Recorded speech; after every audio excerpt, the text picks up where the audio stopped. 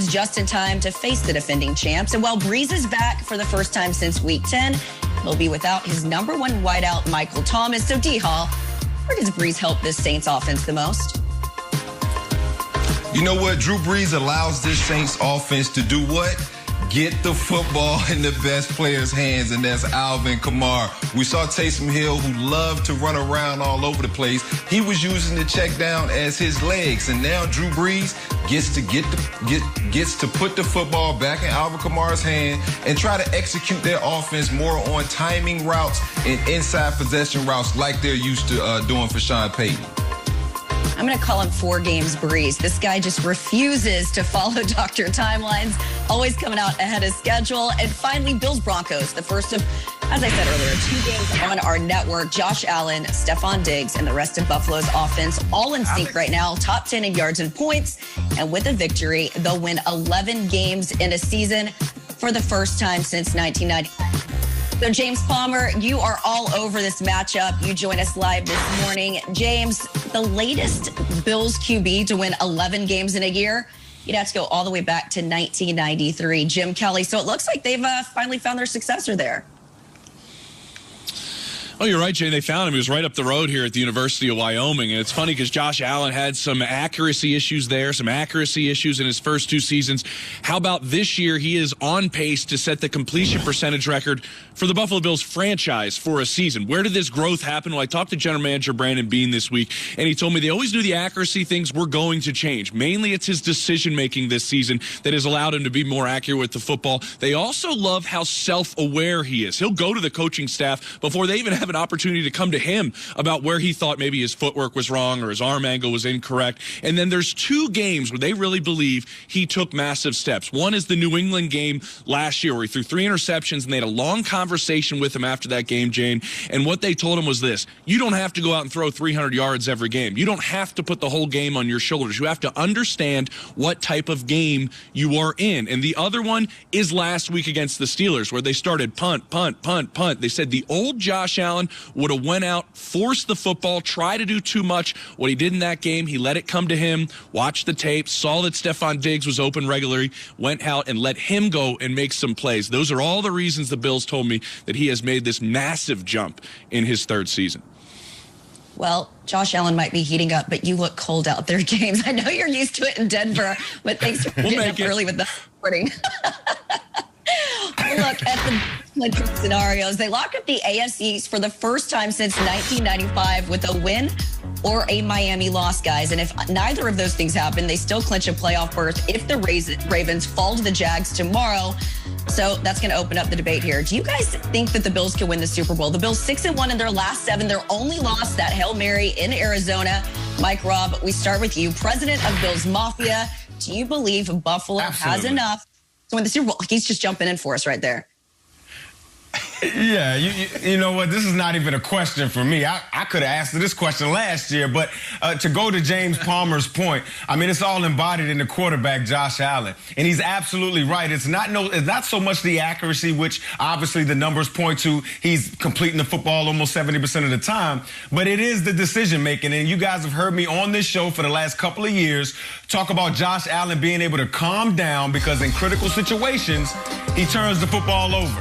And now this year, we've seen him grow. We've seen the maturation process. He has grown into that leader. He has grown into that guy. Guys, this past week, I have a radio show here locally in Richmond, Virginia. I'm on with a guy by the name of Wes McElroy, and we talked to one of the safeties for the Bills, Dean Marlowe.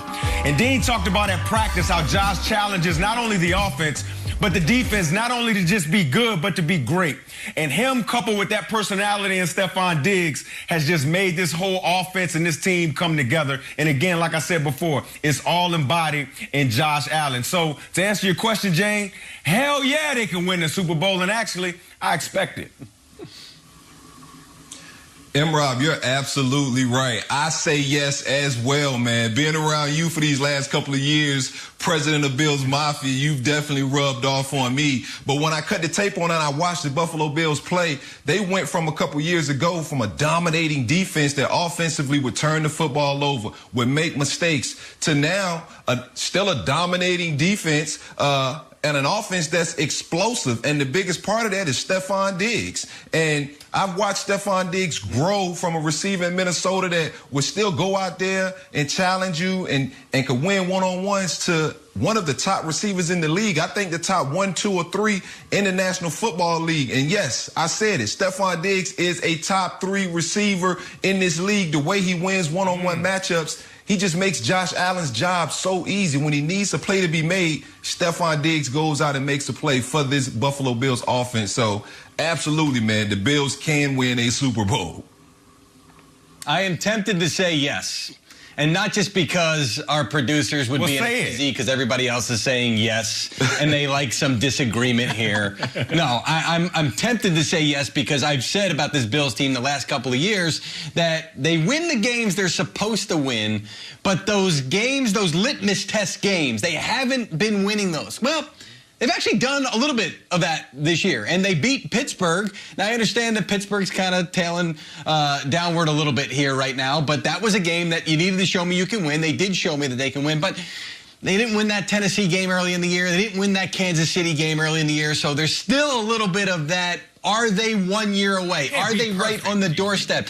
Can they make that? I know you can't be perfect. I'm not asking them to be perfect, Mike Robb. I'm asking them to win that game you're seeing right now. So, you know, I still am a little hesitant right now. And really, from a statistical standpoint, there's one thing that bothers me. They are 15th in points allowed. The last time a Super Bowl champ was ranked that low in points allowed was 2011 with the Giants, who were ranked 25th. And they really turned it on as they got to week 16, 17 into the playoffs. Now, Buffalo's been showing a little bit of a sign that they have been able to do that on that side of the ball. They had some new pieces. They're starting to gel. So maybe they're about to shut me up over the next couple of weeks here and prove me wrong. But I need to see a little bit more in that area to say, all right, they're on that upper echelon and they can go beat Kansas City. Leave it to Mikey G to wet blanket our enthusiasm, guys, and hit us with some stat knowledge. Here's what I'll say. I mean, you were talking a little bit about the defense there. I look at their last 3 games, G. Like, they've only allowed fewer than 25 points in those games. I think the biggest thing is you're seeing Tre'Davious White start to turn around. He only had 1 interception in weeks 1 through 10, had 2 in that span. And so then we were talking about Josh Allen and I think his improved accuracy. In fact, if you want to sort of dig into that a little bit deeper, our boy that used to be at the NFL Network, Albert Breer's got an awesome podcast on that, talking about Tony Romo, of all people, was the guy that got in his ears and sort of helped him adjust his accuracy. So I think, again, it's all about when teams begin to catch fire. I think they're catching fire at the right time. And I just love their mentality. They've got some workhorses. They've got some dogs there. Obviously, I covered Cole Beasley here in Dallas. I just think there's a swag about this group. There's a confidence. And I loved last year, Josh Allen reminding us that there is only one true New York team. One of my favorite places to cover a game. All right, the AFC North is so good, guys. The team has everyone talking. It's only in 3rd place. Who will rise to the top in time for the playoffs? And the word on Tom Brady, the weekend word that is,